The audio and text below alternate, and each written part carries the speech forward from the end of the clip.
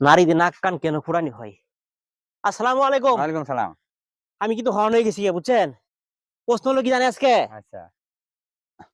নারীদের হুম, নাক কান হুম, কেন ফুরানি হয়? হুম। কোন নবীর আমল আছিল এটা? আচ্ছা, এই প্রশ্ন আজকে বলে যাবেন। এই কথা জানতে চান? হ্যাঁ, এই কথাই জানতে চাইছি এটা আপনার কাছে আমি আজকে। হুম, ইব্রাহিম সালাম, নবী ইব্রাহিম সালাম জীবনে আমি পড়ছি। সেই হ্যাঁ, ইব্রাহিম সালাম তার মামাতো বোন বিয়ে করছিল হাজারাকে। হ্যাঁ। বুঝছেন? ওই হাজারা মনে হয় হানা সৌদি তারে আবু জমজম কুইয়া সৃষ্টি হয়েছে। এই হাজারারা বিয়ে করছিল, বিয়ে করে ইব্রাহিম সালাম তার নাক চুল ফিটাই দিছিল। যে নাক চুল ফিটিয়ে দিলে মহিলার সুন্দরী দেয়া আবার। ও আচ্ছা, হ্যাঁ, আচ্ছা। হ্যাঁ, হ্যাঁ, হ্যাঁ। ইব্রাহিম সালাম। ওখান থেকে ছেলেদেরও মুসলমানি খাতনা করানো হলো।